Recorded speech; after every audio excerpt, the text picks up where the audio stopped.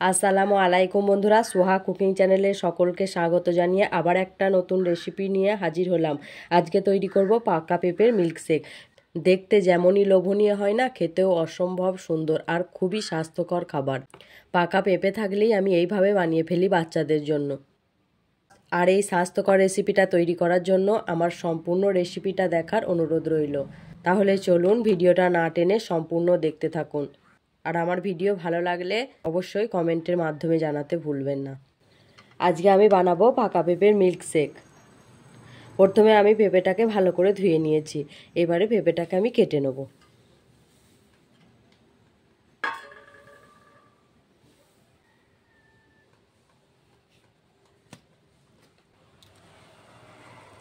মিল্কশেকটা বানাতে খুবই পাকা পেঁপের দরকার। আমি এখানে সবটা দেবো না, এই বেশি অর্ধেকটা দেবো। মিল্কশেকটা যেহেতু অনেকটাই হয়ে যাবে, সেই জন্য আমি দিলাম না। এখানে আমি একটা চামচ নিয়েছি, চামচের সাহায্যে এই বীজগুলোকে তুলে ফেলে দেবো। সব বীজগুলোকে ভালো করে ফেলে দিয়েছি।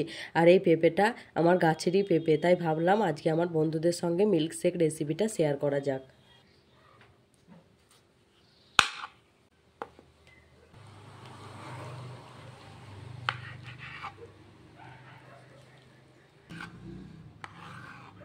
পেঁপেটা যেহেতু খুবই পাকা, তাই আমি চামচের সাহায্যে তুলে নেব।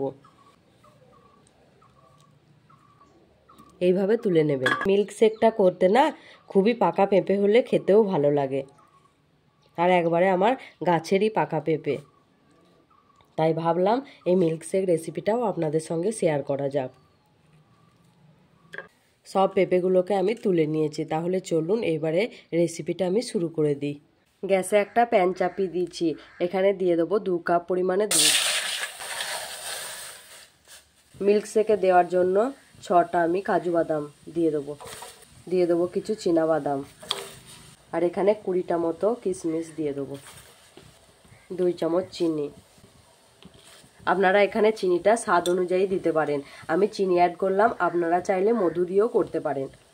দুধে বলক চলে এসেছে। এইবারে আমি নাড়াচাড়া করব কিছুক্ষণ ধরে। দিয়ে দুধটাকে আরও 2 মিনিট ভালো করে আমি একটু ফুটিয়ে নেব। এই উপকরণগুলো এখানে দেওয়ার মানে হচ্ছে এগুলো একটু নরম হয়ে গেলে মিল্কশেকটা তৈরি করতে খুবই সুবিধা হবে। এবারে আমি 2 মিনিট সময় ধরে একটু ভালো করে ফুটিয়ে নেব।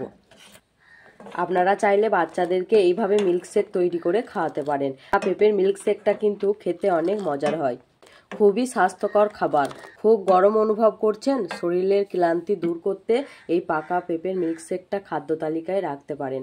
আশা করি খুব ভালোই লাগবে। খুব সুন্দর একটা রেসিপি, খুবই স্বাস্থ্যকর খাবার, স্বাস্থ্যের পক্ষে খুবই ভালো। আমি পাকা পেঁপে পেলেই এইভাবে বাচ্চাদেরকে মিল্কশেক করে খাওয়ানোর চেষ্টা করি। আপনাদের সঙ্গে কথা বলতে বলতে একটা জিনিস দিতে ভুলেই গেছি। এখানে আমি 4টে খেজুরকে বীজ ছাড়িয়ে নিয়েছি, এটাও দিয়ে দেবো। খেজুরটা দিয়েও আমি কিছুক্ষণ ধরে একটু ফুটিয়ে নেব। খেজুরটাকে দিয়ে আমি কিছুক্ষণ ধরে ফুটিয়ে নিয়েছি। তাহলে চলুন দুধটাকে আমি একটু ঠান্ডা করে নিই, তারপরে আবার আসছি। মিল্কশেকটা তৈরি করতে একটু ঠান্ডা দুধেরই প্রয়োজন। এখানে আমি একটা মিক্সির জার নিয়েছি।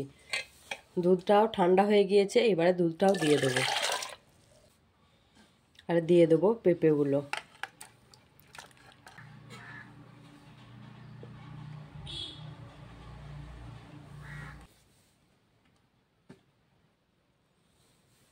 আমার পেঁপের মিল্কশেক রেডি। তাহলে চলুন আমি এইবারে সার্ভ করি। এখানে আমি 4টে কাঁচের গ্লাস নিয়েছি। দেখুন, দেখেই বুঝতে পারছেন কতটা সুন্দর হয়েছে। দেখুন,